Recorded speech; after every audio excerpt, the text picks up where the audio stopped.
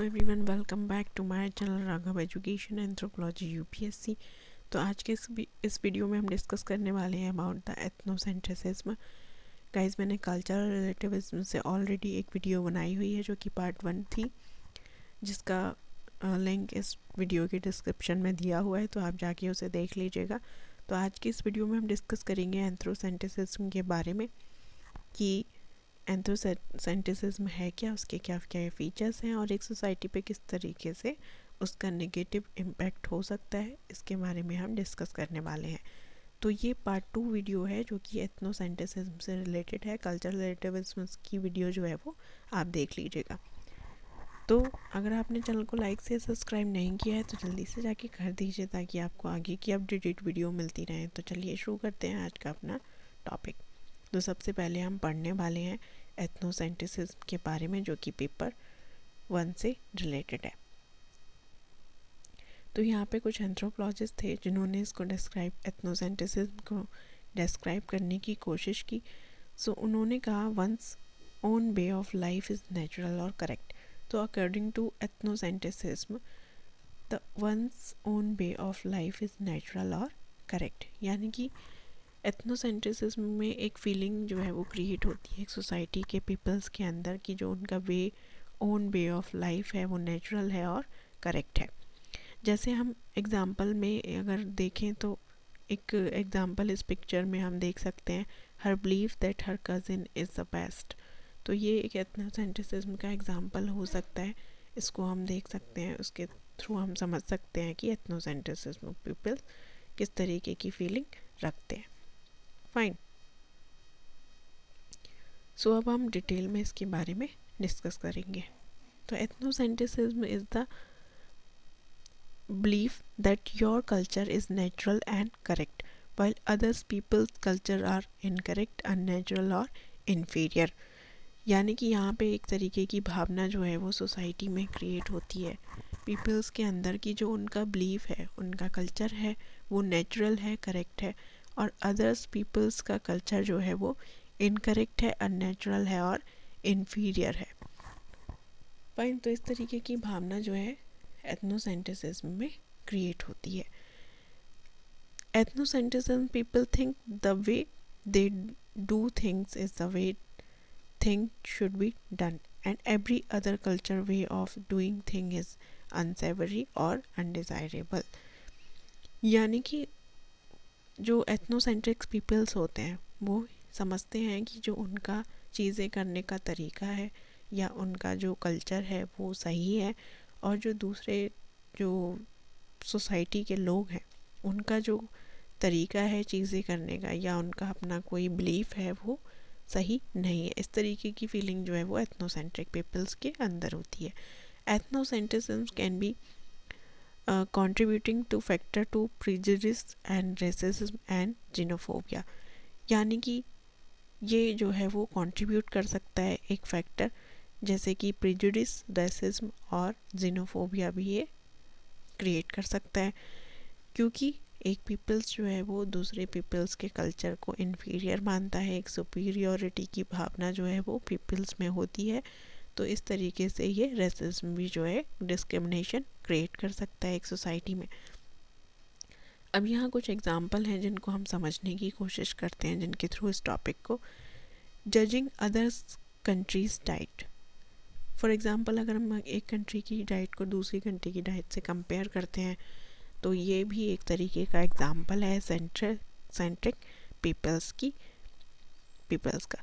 Expecting other to speak English, हम कभी कभी एक्सपेक्ट करते हैं कि जो हम लैंग्वेज यूज़ कर रहे हैं अदर पीपल भी वही लैंग्वेज यूज़ करें। Thinking you don't have an accent, यानी कि जो दूसरी सोसाइटी के लोग हैं उनका अपना कोई एक्सेंट नहीं है। इस तरीके की भावना जो है वो एथनोसेंट्रिक पीपल्स में होती है। Judging culture and race, others जो सोसाइटीज़ हैं, स्टेट, जैसे हम भारत में अगर रहते हैं यहाँ काफ़ी डाइवर्सिटी है, अलग अलग स्टेट हैं, अलग अलग लैंग्वेज हैं, डिफरेंसेस हैं कल्चर्स में, तो हम जज करते हैं कि उनका जो पहनावा है उनके कल्चर को एक दूसरे से। तो इस तरीके की फीलिंग जो है वो एथनोसेंट्रिक पीपल्स में होती है। Then colonial imperialism and assimilation भी जो है वो होता है। Think your own culture is better than another culture. ये इस तरीके की भावना जो है वो पीपल्स में होती है कि जो उनका अपना कल्चर है वो बेटर है फ्रॉम अनदर कल्चर से। तो इस तरीके की जो है वो भावना एथनोसेंट्रिक पीपल्स के अंदर होती है। How people think their own culture is correct. Peoples जो है वो सोचते हैं कि उनका जो अपना कल्चर है वो करेक्ट है। People who don't confirm to their views are immoral and inferior. जो पीपल्स होते हैं एक सोसाइटी के, वो सोचते हैं कि जो उनका तरीका है, यानी कि उनको कोई कंफर्मेशन भी नहीं होता है जो कि उनका जो सोचने का तरीका है या उनके जो पर्सनल व्यूज़ है वो इमोरल हैं और इन्फीरियर हैं। इस तरीके की फीलिंग जो है वो इनमें कभी भी नहीं आती है और किसी तरीके का क्वेश्चन उनके दिमाग में नहीं आता है। तो एक सुपीरियोरिटी की भावना जो है वो उनके अंदर आ जाती है एथनोसेंट्रिक पीपल्स के अंदर। अब यहाँ हम देखें कुछ नेगेटिव फॉलआउट्स जो हैं वो इसके एक सोसाइटी पे हो सकते हैं, तो चलिए उनके बारे में पढ़ते हैं। तो अगर हम बात करें, it breed intolerance and hatred for other culture, यानी कि जो नेगेटिव इम्पैक्ट इसका हो सकता है वो ये हो सकता है कि ये ब्रीड कर सकता है इंटॉलरेंस को, हेट्रेड को फॉर अदर कल्चर के लिए। किसी भी अदर कल्चर या अदर सोसाइटी के लिए जो है इंटॉलरेंस या हेट्रेड क्रिएट हो जाती है। फॉर एग्ज़ाम्पल अगर हम इंडिया में ही देखें तो काफ़ी इंटॉलरेंस है रिलीजन्स के बीच में, हेट्रेड है काफ़ी, जैसे मुस्लिम और हिंदूज़ की अगर हम बात करें तो इस तरीके की एक दूसरे के प्रति हेट्रेड और इंटॉलरेंस जो है वो क्रिएट हो जाती है। Hindrance our understanding to custom and culture of other.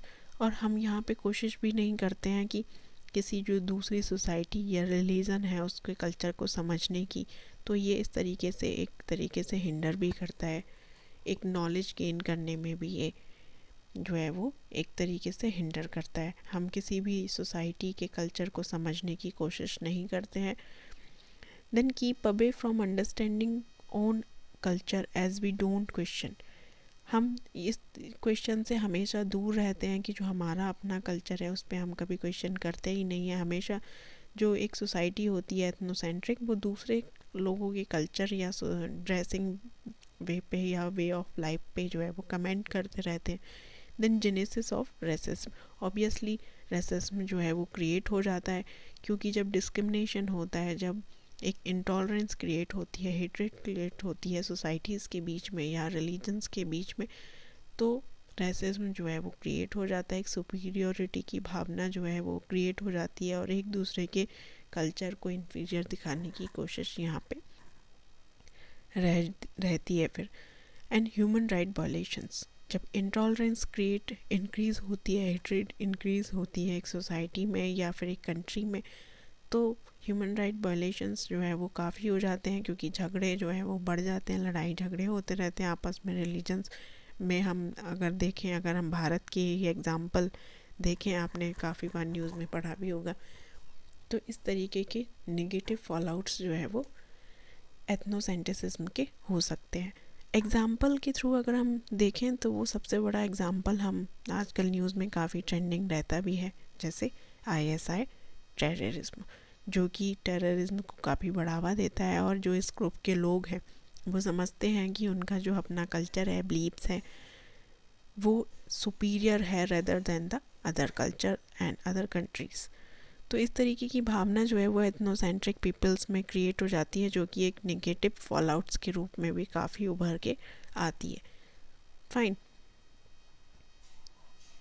तो आज के इस वीडियो में इतना ही। नेक्स्ट वीडियो में हम मिलेंगे नेक्स्ट टॉपिक के साथ। अगर आपने चैनल को लाइक से सब्सक्राइब नहीं किया है तो जल्दी से जाके कर दीजिए, ताकि आपको आगे की अपडेटेड वीडियो मिलती रहे।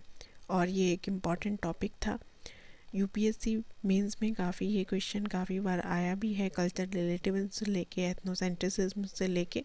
तो ये एक इम्पॉर्टेंट टॉपिक हो जाता है UPSC मेंस के लिए, तो आप इस टॉपिक को ध्यान से पढ़िएगा। और अगर आपको कोई भी डाउट इस टॉपिक में है तो आप कमेंट सेक्शन में जाके कमेंट भी कर सकते हैं। तो चलिए आज के इस वीडियो में